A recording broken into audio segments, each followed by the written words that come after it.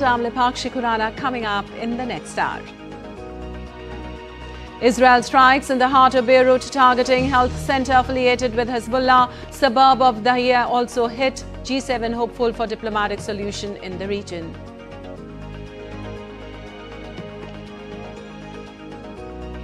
Thousands in southeastern U.S. reel without water and power days after Helene's destruction.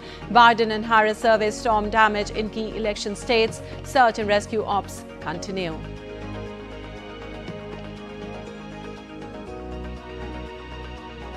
Indian Prime Minister Narendra Modi's monthly radio program Mann Ki Baat completes 10 years. The program continues to inspire, educate and enthrall millions.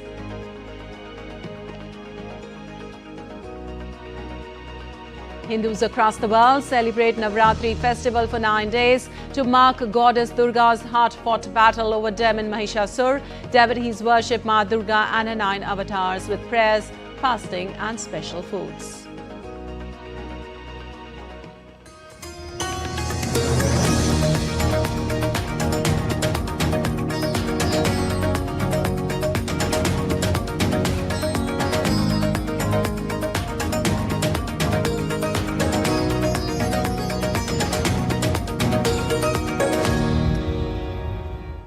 Well, on to the top story. Israel launched an airstrike early on Thursday morning targeting the Health Authorities Center affiliated with Hezbollah, killing 6 people. Israeli military said it conducted precise strikes in central Beirut's Bachora neighborhood close to parliament. The nearest Israeli strikes have come to Lebanon's seat of government. At least 6 people were killed and 7 wounded in the strikes.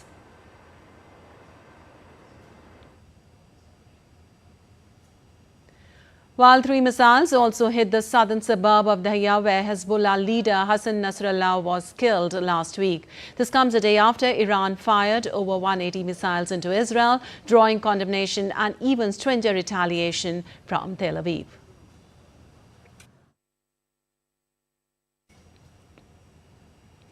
Meanwhile, U.S. President Joe Biden said on Wednesday he would not support any Israeli strike on Iran's nuclear sites in response to its ballistic missile attack. However, he urged Israel to act proportionally against its regional arch foe. Biden talked to G7 leaders who said they are still hopeful for diplomatic solution in the West Asia. I called a meeting of the G7 today. We're working on a joint statement all of us agree on. From Japan to France to Germany to etc.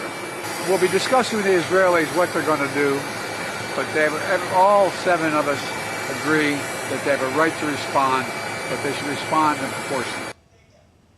Well, UK Defence Minister John Helene spoke to Israeli counterpart Yoav Gallant to express total condemnation of Iran's massive missile attack against Israel.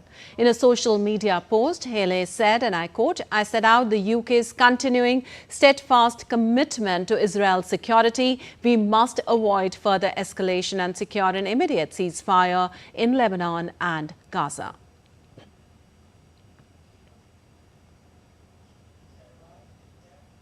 Meanwhile, the Gulf Cooperation Council has affirmed its support for Lebanon during such a critical stage. It also called for an immediate ceasefire in the Gaza Strip late on Wednesday after holding an extraordinary ministerial meeting in Doha. The meeting was held to discuss the latest regional developments. The Council also condemned the escalation of conflict in Lebanon and the occupied Palestinian territories, calling on all involved parties to exercise self-restraint and refrain from violence. And various countries, including the US, UK, Germany, Spain and Slovakia, continue to evacuate their citizens from Lebanon to evade the escalating crisis. A charter flight taking British citizens out of Lebanon arrived at Birmingham International Airport on Wednesday. Earlier in the day, British Foreign Minister David Lammy said that more such flights were planned in the coming days. Britain has urged nationals to leave Lebanon immediately.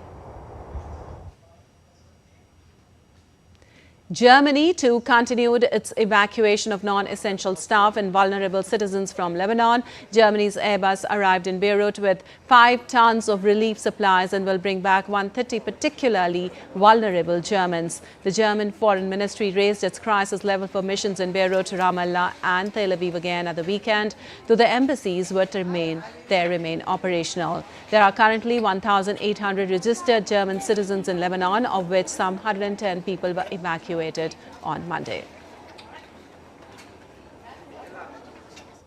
And the United States, too, organized a flight that carried about 100 American citizens and their relatives out of Lebanon. Besides, Spain and Slovakia are also preparing evacuation of its citizens and other EU nationals using military plane. And for more on this, we have Akshay Dongre joining us from Delhi. Well, Akshay, good morning. The first question to you, Israel retaliated by striking in the heart of Beirut, especially after the missiles attack. But the big question is, what happens next? Well, Lipakshi, that is a very interesting question. In fact, the whole of West Asia is all dependent on this question, that how the countries are going to respond to the crisis that has, in fact, now come at a position where it's either an all-out war or it's a very difficult step for Iran and both Israel to now start, taking steps back and somewhere reach out to the public that a war or a conflict with the other country is not any way forward, because what we are seeing right now with the countries evacuating their people from Lebanon, travel advisories being issued for people traveling to Iran as well, people traveling to Israel, people traveling to Lebanon. The entire area has in fact become quite destabilized, and what we are seeing right now is a tragedy that's now taking place in the West Asian region. The region has been hit by terrorism, the region has been hit by other kind of crises, but now what we are seeing, the prospect of an all-out war is really dragging down the economy of West Asia, is threatening the infrastructure of the country as a whole. And now when we look at what's next to come, clearly Israel, while it has sent out a message that it will be retaliating against Iran, so far the retaliation has not come, and that has been the only good news in the past few days. That after the missile attacks, which in fact failed to impact Israel as such, the Israeli government has not responded with an attack on the Iranian soil, which is just keeping the area or the region of West Asia from a total devastation because of a prospect of an all-out war. So now it is for the world leaders to decide. The United Nations Security Council, the countries themselves, they have to also come up with the solution to the kind of crisis that has been going on for a year. War is not an option in that region. Both Israel understands that, Iran understands that, but right. For narrative, threats have been given to each other, which has not been for the benefit of either the countries or the people of the West Asian region. Right, Akshay. Also bleak vision there, of course, but large-scale evacuations going on from Lebanon. Also, Biden spoke to G7 leaders who said they are still hopeful for a diplomatic solution in the region. Can we see any kind of hope there? Well, if there has to be a ceasefire, there has to be a diplomatic solution. It has to be now, because both the sides have, in fact, had their fair share of attacking the other party. Iran has launched ballistic missiles at Israel. Israel has already, killed the chief of Hamas as well as the chief of Hezbollah. So their domestic politics is somewhat satisfied. Now, if hostage returns takes place, there can be actually some kind of toning down from Israel's side. That is a possibility, and this is the only possibility to stop a war, because the kind of signs that we are seeing in the past few days, nothing but an all-out war is pretty much imminent in the next few days or the next few weeks, perhaps. because the attacks have been going, or the way Iran attacked, had it been more ballistic missiles, had it been more devastating attacks, then certainly Israeli government also would have retaliated, and then right now the world would have been seeing a war. Right now the world would have been seeing total economic collapse in West Asia, impact on the global economy, and somewhere down the line, impact on our pockets as well, when it comes to basic commodities, when it comes to fuel, when it comes to other things, other necessities. The world already in crisis, but I've seen another one. So the prospect of an all-out war is just not a viable option for anybody, not in the region, not in the world. So it remains to be seen that whether the leaders will actually compromise on some at some extent, and take a few steps back from the crisis, which is almost at the brink of war, and is evident by the evacuation that are taking place in the region, Pakshi. Rightly said, Akshay. All-out war is definitely not a viable option. But meanwhile, also Israel barred entry to UN Chief Guterres from entering the country for not strongly condemning Iran's missile attack, reflecting broader Israeli frustration with the UN. What can we read between the lines there? Well, yes, Israel has been pretty much upset with the way United Nations has been working. Now, Israel has to understand that United Nations, unlike the United States of America, is not going to take only an anti West Asian stand when it comes to other countries besides Israel. From what we have seen, the U.S. government did in fact condemn the Iranian attack. In fact, Joe Biden also directed the U.S. forces present in the region to shoot down any ballistic missiles coming Israel's way. That was part one.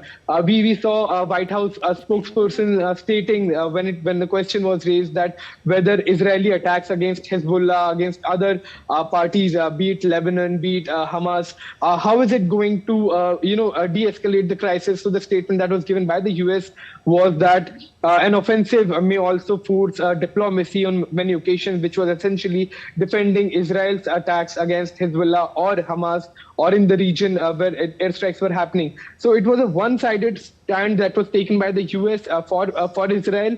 And when it comes to other countries, US has taken quite a stringent stand. So something like this, Israel was expecting from the United Nations as well. When it did not see it coming, it seems that there are certain politicians in Israel that are quite angry with the United Nations. It has happened in the past as well, where inaction by UN has been questioned. Right, Akshay. Thank you so much for all those details from there. And now the latest update on Russia-Ukraine conflict. A Russian-guided bomb struck a high-rise apartment block in Kharkiv, Ukraine's second-largest city, late on Wednesday. Regional governor said the bomb struck between the third and fourth floors of the building located in the Saltivkar district and also had injured at least 10 people. In light of the ongoing attacks, President Volodymyr Zelensky emphasized the need for increased assistance from Ukraine's Western allies.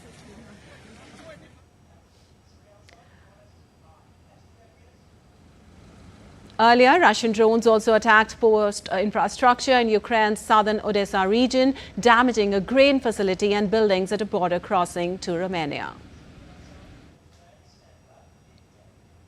Meanwhile, Russian Foreign Ministry spokeswoman Maria Zakharova said on Wednesday that Russia has dismissed the possibility of nuclear talks with the United States, citing Washington's stance on NATO expansion. In order for Washington to reconsider its extremely hostile anti-Russian course, a conversation with the US on strategic issues, including nuclear arms control, is meaningless for Russia. Moreover, it is simply counterproductive.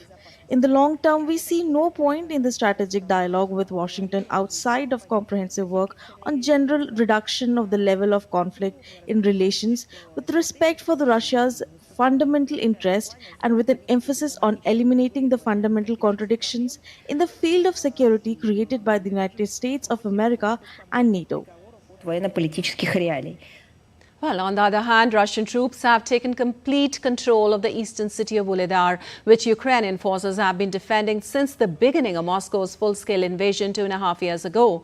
Ukraine's Eastern Military Command confirmed on Wednesday that Ukrainian troops received an order to pull back troops from the embattled eastern hilltop town of Vuhledar to avoid encirclement by Russian troops.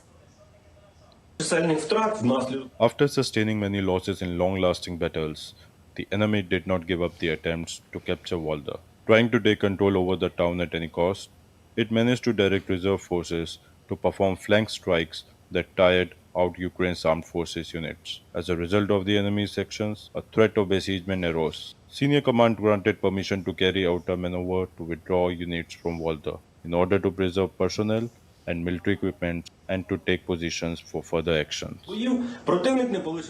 And still to come in DD India News Hour. Mass protest in Argentina against university budget cuts by President Javier Milei's government. We'll give you an update on the relief operations in flood-affected Indian state of Bihar. And Morocco takes a unique initiative to mitigate the impact of water scarcity. Stay tuned to know what is it.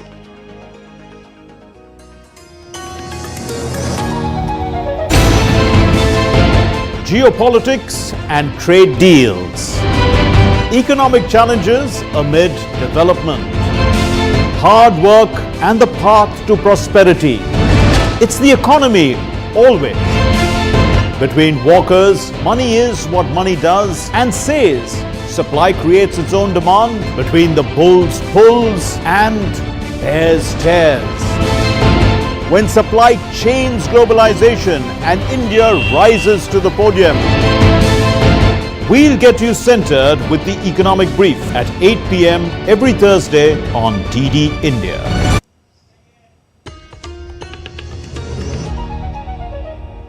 Welcome back. You're watching DD India News. I'm Lepakshi Kuran, and moving on, former President Donald Trump's presidential running mate J.D. Vance returned to the campaign trail a day after squaring off with Democratic rival Tim Walz on the debate stage in New York. Telling a crowd at a Michigan rally he thought the debate went pretty well, Vance added that he felt a little sorry for Governor Walz because he has to defend the indefensible.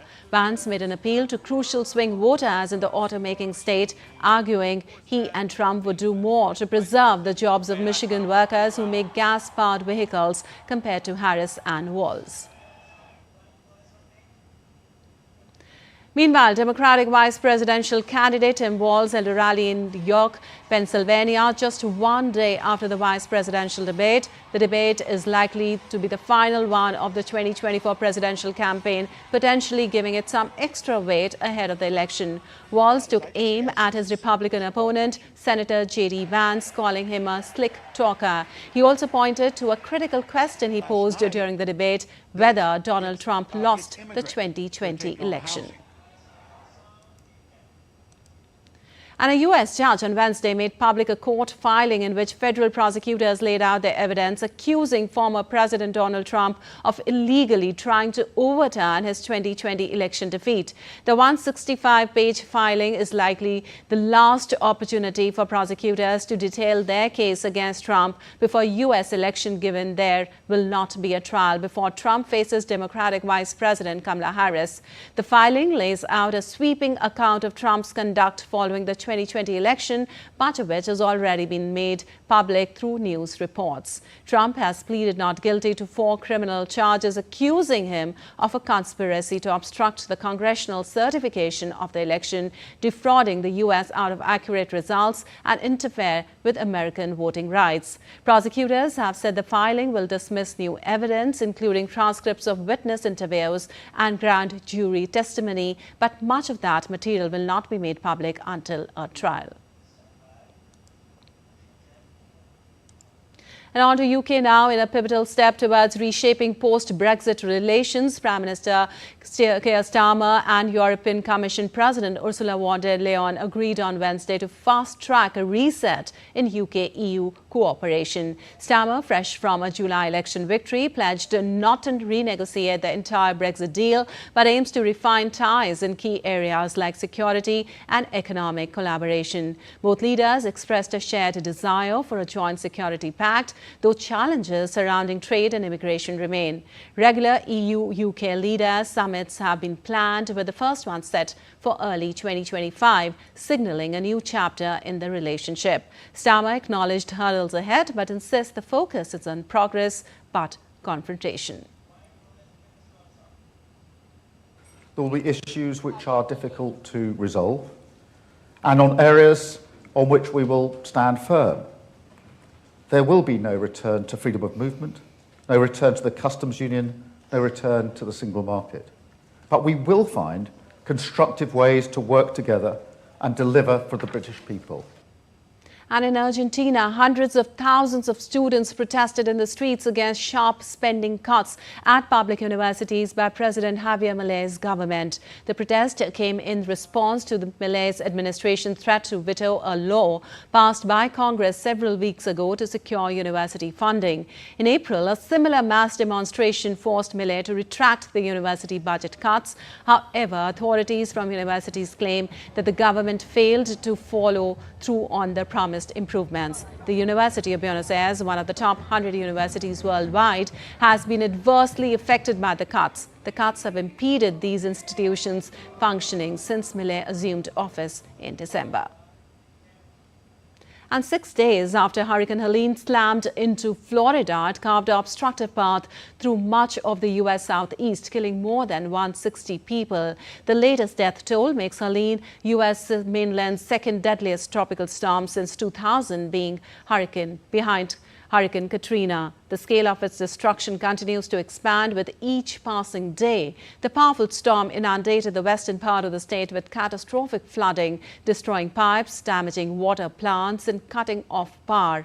Tens of thousands of North Carolina residents remained without running water on Wednesday. About 1.2 million homes and businesses across multiple states remained without electricity. Search and rescue teams continue to comb through wreckage for the missing and deliver water, food and aid to the residents. And United States President Joe Biden visited South Carolina on Wednesday to assess damage wrought by Hurricane Helene. Biden participated in an aerial tour of the area and met with flood victims. Biden also received an operational briefing in Raleigh. He reaffirmed his commitment to support North Carolina in the wake of destruction from the Hurricane Helene.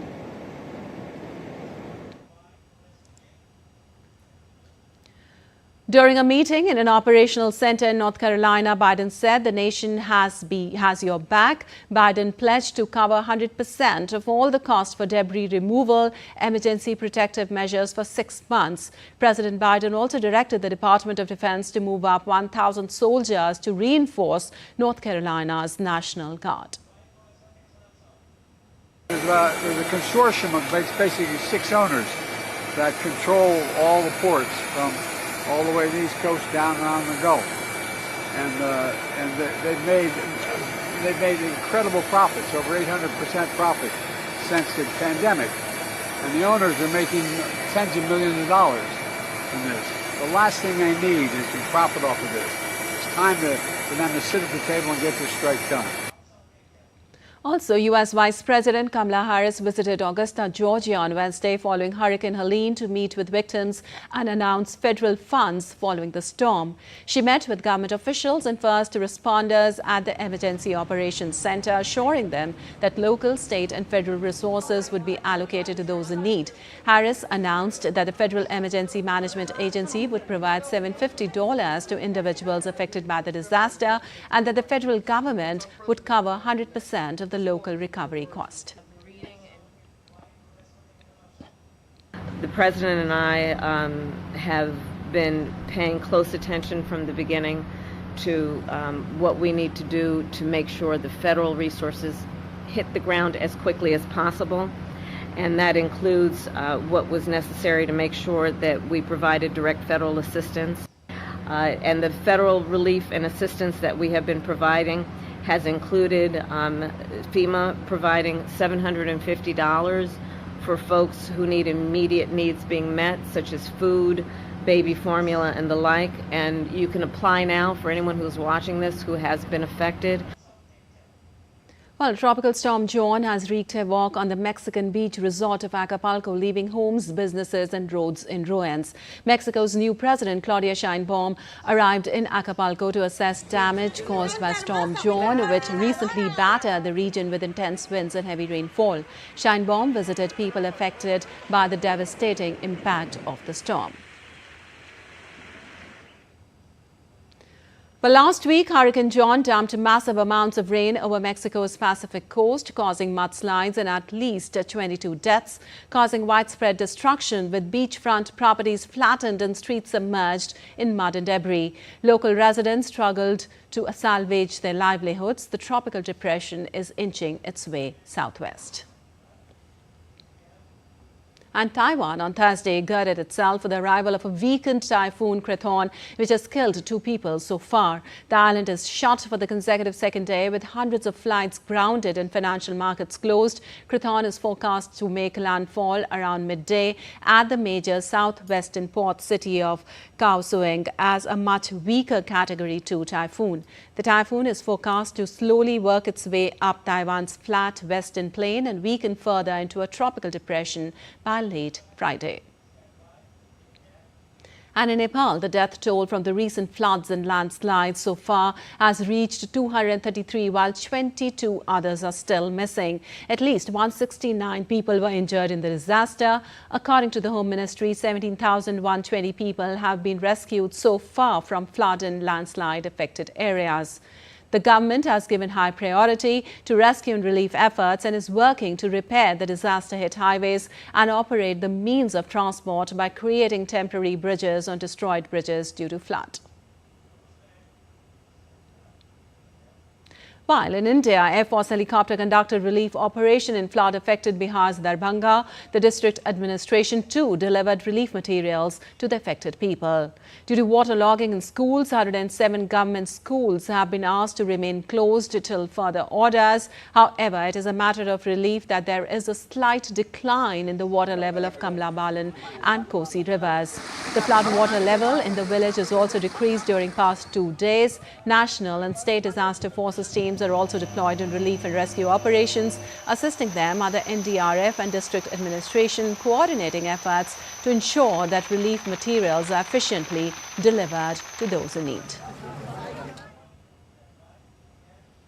And around 70% of all cities in Amazon are affected by the drought. Almost 300 water bodies are under severe or extreme conditions. The Negro River has already decreased by 8 inches from the record low it reached last year. The drought is already affecting access to supplies in the city and the communities around it. With no rainfall forecast for the region, projections indicate water levels will continue to fall, further worsening the water crisis in the region. And now let's take a look at other stories making news around the world today. All 23 bodies of the victims of a bus fire in Thailand arrived in their hometown in the central Uthai Thani province. The family members and relatives mourned due to loss of 20 young children and 3 teachers who perished in the fire that occurred on the outskirts of Bangkok.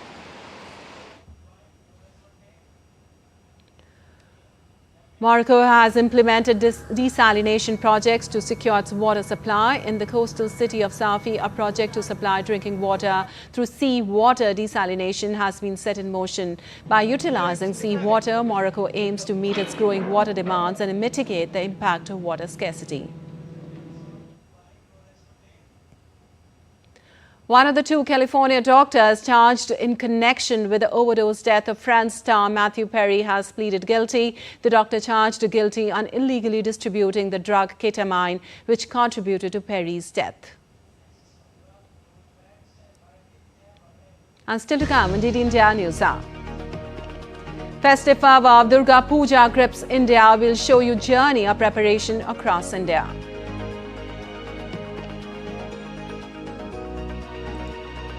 SC to hear Tirupati Laddu Prasad procurement and distribution petitions today. Nagaland gears up for Silver Jubilee Hornbill Festival 2024 scheduled from December 1st to December 10th.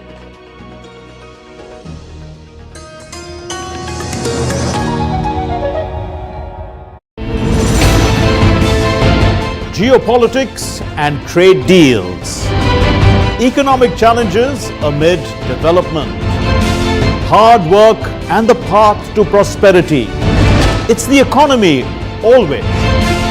Between walkers, money is what money does and says. Supply creates its own demand. Between the bulls pulls and bears tears. When supply chains globalization and India rises to the podium. We'll get you centered with the economic brief at 8 p.m. every Thursday.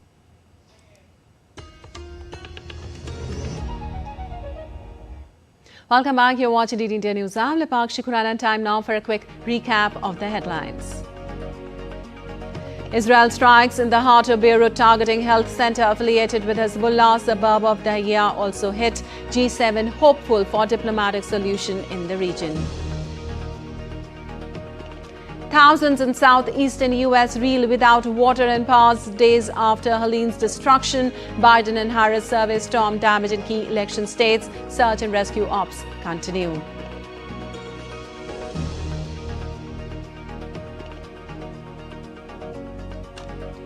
Indian Prime Minister Narendra Modi's monthly radio program Mann Ki Baat completes 10 years. The program continues to inspire, educate and enthrall millions. Hindus across the world celebrate Navratri festival for 9 days to mark Goddess Durga's hard-fought battle over demon Mahishasur. Devotees worship Ma Durga and her 9 avatars with prayers, fasting and special foods.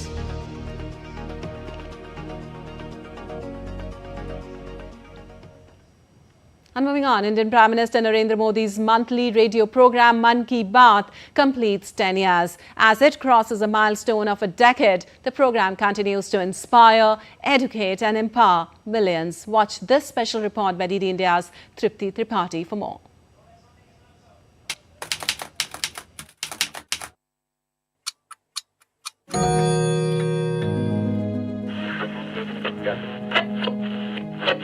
मेरे प्यारे देशवासियों, नमस्कार।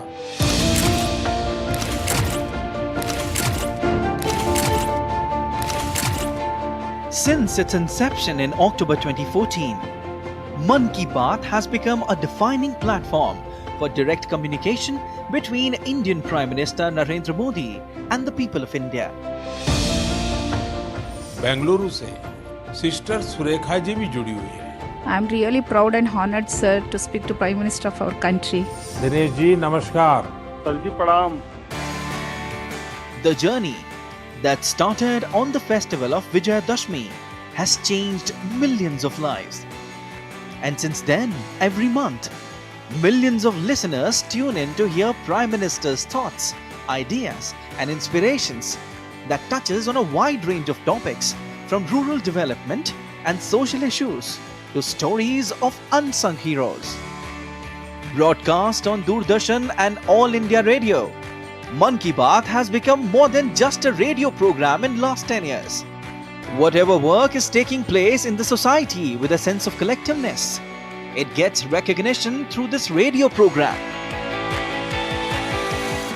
मन की बात के श्रोता ही इस कार्यक्रम के असली सूत्रधार हैं। मन की बात की 10 वर्ष की यात्रा ने एक ऐसी माला तैयार की है जिसमें हर एपिसोड के साथ नई गाथाएं, नए कीर्तिमान, नए व्यक्तित्व जुड़ जाते हैं। What started as a simple radio program has now become a radio revolution. Mann Ki Baat reaches the nation in 22 local languages, 29 dialects, and even 12 foreign languages.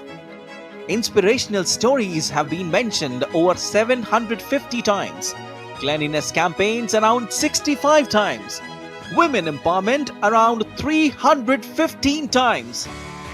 In April 2023, when the radio program completed its 100th episode, Prime Minister Modi said that any issue which is associated with the show turns into a mass movement.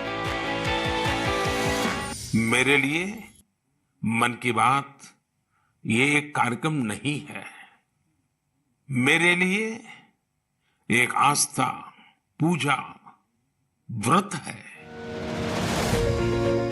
The journey of Mann Ki Baat reflects India's progress and diversity, fostering a sense of unity and collective purpose. Tripti Tripathi's report for DD India. Well, as the festive season approaches, communities across India are bustling with the preparation of Durga Puja, one of the most significant and celebrated festivals for the Hindu community. In fact, the Durga Puja of Kolkata, West Bengal is also now one of the UNESCO heritage sites.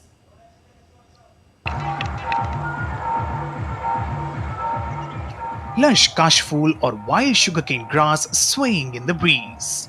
Clear skies still waiting for the haze of the winter to settle in. The signs are in the air, loud and clear. Autumn is here, and so are the preparations to invoke and worship the Indian goddess Durga. In fact, arrangements begin months before the festival to craft and install the Durga idols at the venues.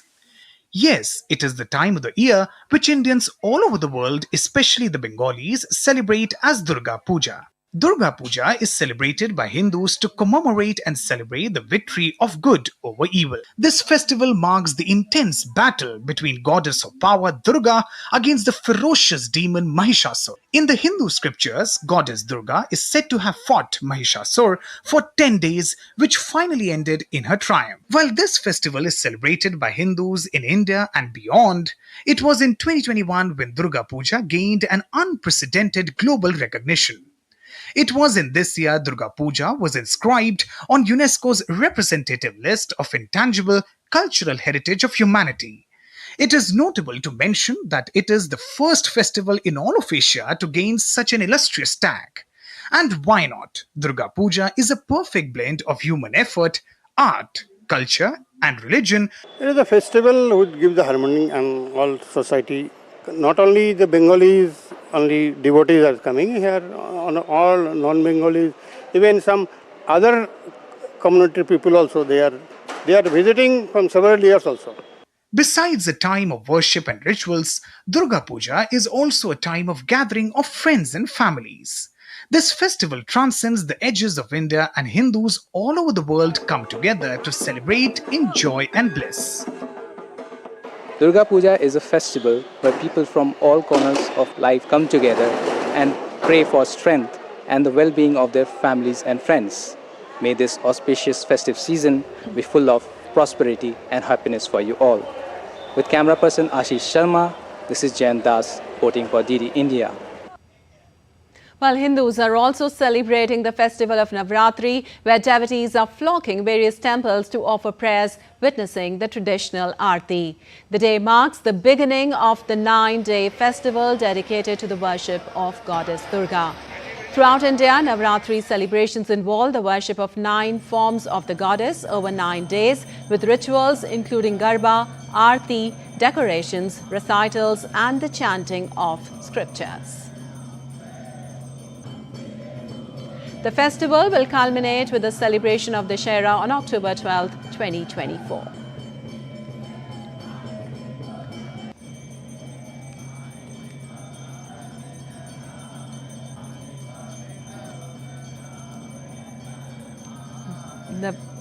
The 9-day Navratri festival starting today. Hindus are also celebrating the festival with fervor.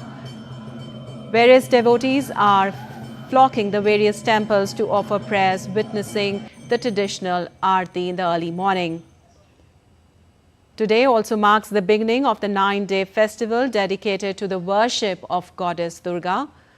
Throughout India, Navratri celebrations involve the worship of 9 forms of the goddess over 9 days. In fact, one fascinating aspect of this festival is the designated color for each day, each carrying its own significance and spiritual meaning. Wearing a specific color during Navratri is believed to enhance the festive spirit and connect devotees to the divine energy of the goddess. Throughout India, Navratri celebrations involve the worship of 9 forms of the goddess over the 9 days, with rituals including Garbha, which is a dance form, Aarti, decorations, recitals, and the chanting of scriptures. The entire 9-day Navratri festival culminates to the festival of Dussehra on the 10th day, that is this year going to fall on the October 12th, 2024.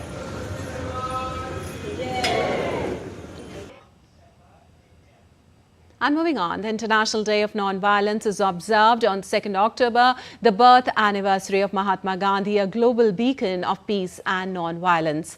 On the occasion, India's permanent representative to the United Nations, Ambassador Parthavi Harish participated in commemorative event themed Gandhian values in the UN Charter. Speaking at UN, he emphasized on protecting human rights and working towards a future where peace prevails. He also said that Mahatma Gandhi teachings remind that truth and justice are not achieved through violence, but through moral courage and peaceful dialogue.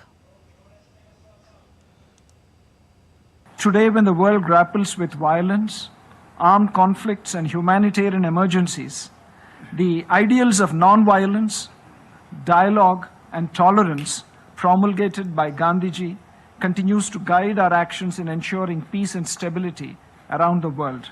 I believe it stands as a reminder to humanity to follow his ideals in letter and spirit, and to create a better and peaceful world, which is a fundamental objective of the United Nations.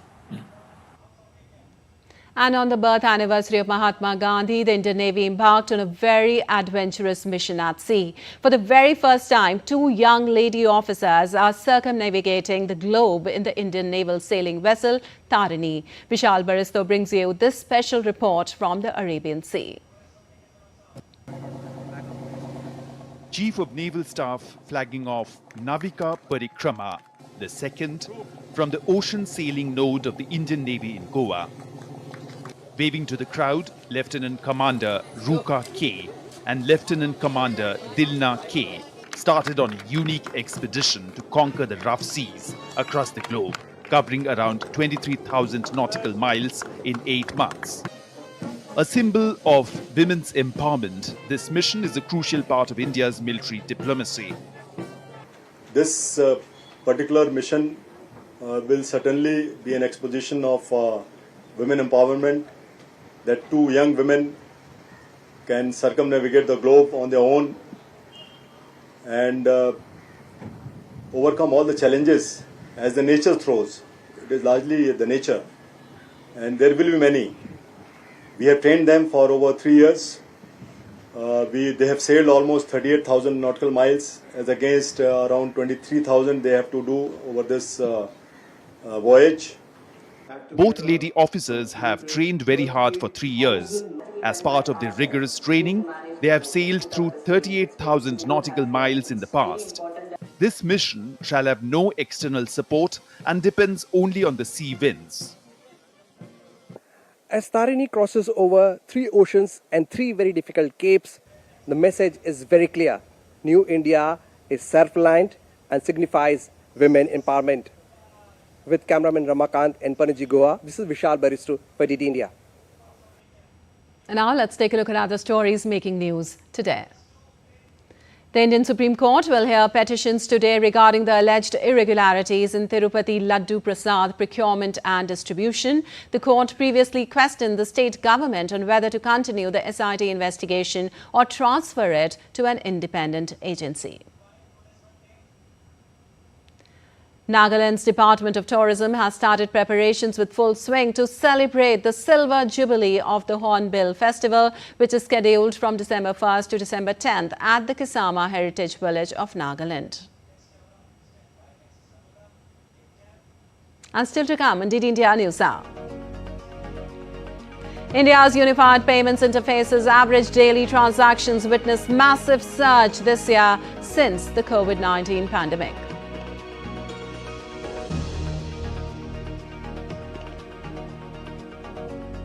In cricket, ICC Women's T20 World Cup is all set to begin on Thursday. Host Bangladesh will take on Scotland in the opening game.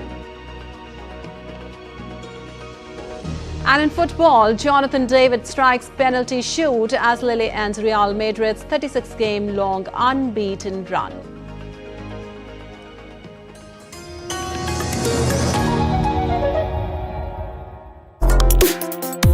Complex issues, hidden agendas, twists and turns, strategic games. We think all dots are linked. We just need to connect them.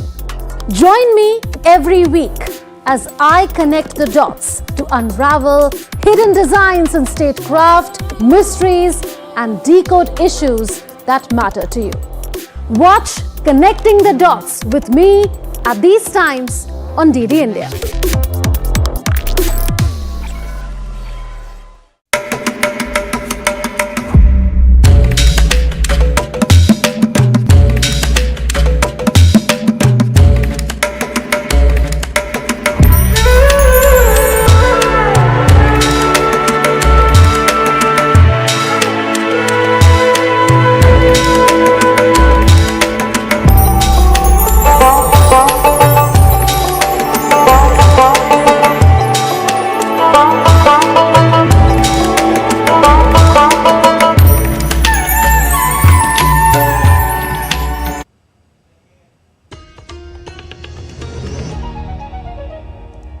Welcome back. You're watching DD India News. I'm Lipakshi Khurana and on to some business news now. Average daily transactions on India's Unified Payments Interface or UPI surged over 8-fold this year since the pandemic. It rose from 60 million in September 2020 to over 500 million by September 2024.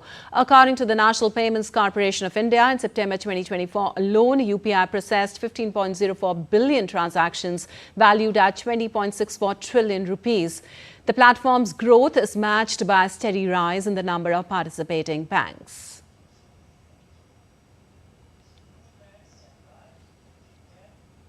And US President Joe Biden urged the US port owners on Wednesday to resolve the strike involving 45,000 dock workers that has disrupted shipments at East Coast and Gulf Coast ports. A strike by 45,000 dock workers halting shipments at US East Coast and Gulf Coast ports entered its second day on Wednesday with no negotiations currently scheduled between the two sides. The lack of progress is raising concerns among those reliant on shipments that the disruption could be prolonged. The International Longshoremen's Association union strike has blocked goods from food to automobile shipments across dozens of ports from Maine to Texas, which analysts warn will cost the economy billions of dollars a day. There's a consortium of basically 6 owners that control all the ports from all the way to the East Coast down around the Gulf, and they've made incredible profits, over 800% profit since the pandemic, and the owners are making tens of millions of dollars from this. The last thing they need is to profit off of this. It's time for them to sit at the table and get this strike done. An update on U.S. stock market now. The S&P 500 ended little changed on Wednesday, with technology shares gaining, but investors nervous about West Asia tensions and more U.S. labor data due this week. Data released early on Wednesday showed U.S. private payrolls increased more than expected in September, further evidence that the labor market is not deteriorating.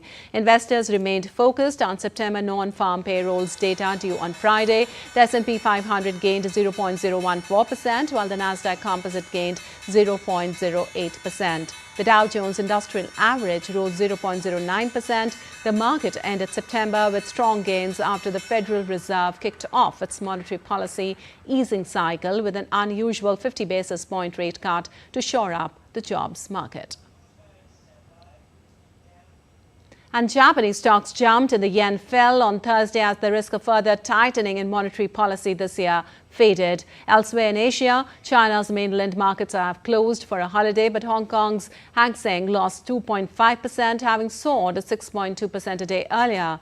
The benchmark is still up a staggering 30% in just 3 weeks after China announced a barrage of stimulus measures to revive a faltering economy.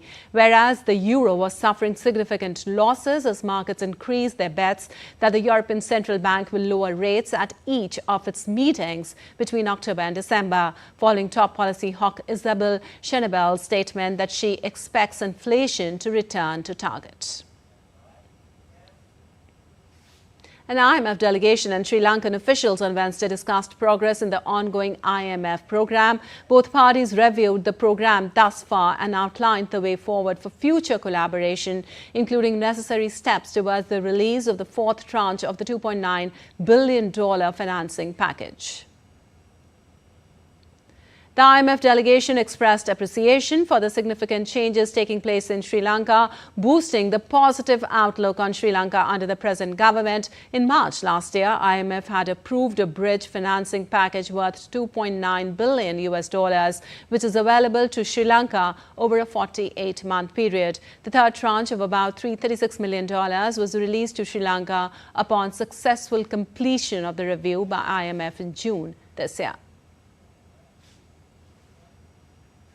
And you're watching DD India News. Time now for some sports news. The ICC Women's T20 World Cup is all set to begin on Thursday with host Bangladesh going against Scotland in the opening game at the Sharjah Cricket Stadium. Bangladesh captain Nigar Sultana led the way as the 10 national skippers met in Dubai to mark the start of the tournament that will come to a conclusion in the same city on the 20th of October. Group A contenders India will hope that 2024 is their year to win first ICC World Cup, having been runners-up 3 times in the 2020 T20 World Cup and in the 2005 and 2017 50-over tournaments. Harmanpreet Kaur's side come into this event ranked 3rd in the world and have reached at least the semi-finals of the last 3 ICC Women's T20 World Cups. And India's Prime Minister Narendra Modi wrote a letter to Olympic medalist Neeraj Chopra's mother Saroj Devi, thanking her for the special delicacy churma he received a day before the 9-day Navratri festival. PM Modi noted that just as her special delicacy provide Neeraj with the energy to win medals for the country, they will also empower him during the 9-day festive fasting period to serve the nation. In his letter, the Prime Minister reflected that the heartfelt gift from Neeraj's mother reminded him of his own mother. On Tuesday, PM Modi had met javelin thrower Neeraj Chopra during the dinner organized on the occasion of Jamaican PM's visit to India. And a first-half penalty earned Lille a shocking 1-0 home victory over holder Real Madrid in the Champions League group phase on Wednesday, ending Real's 14-game unbeaten run in the competition. Jonathan David converted a penalty 3 minutes into the first-half stoppage time to hand Real its first defeat since January. Real had not lost a single match in their previous 36 matches in all competitions. The result put League One side Lille on 3 points from 2 games in the new format of Europe's Premier Club competition. Real won its opening match against VfB Stuttgart and currently has 3 points.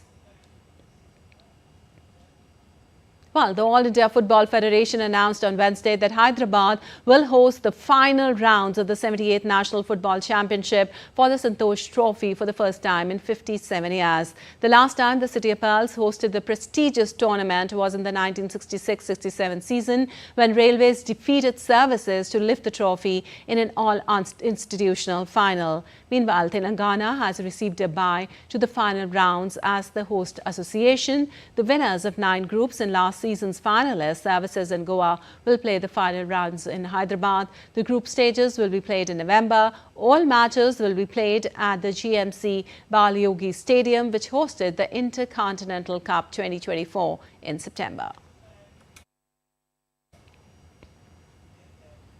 An annular solar eclipse shines a ring of fire over Easter Island, South America on 2nd of October. As the sun darkened over the island, people gathered outdoors, chanted, played music and wore special eyewear to catch a glimpse of the eclipse. Sky gazers were treated to a spectacular ring of fire eclipse lasting for a few minutes.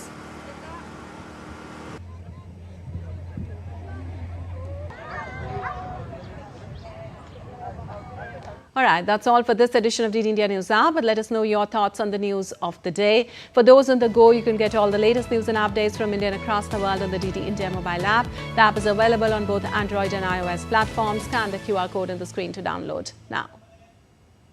We'll be back with more news as it breaks here on DD India. I'm Lipakshi Khurana from all of us here in Delhi. Thanks for watching DD India News App.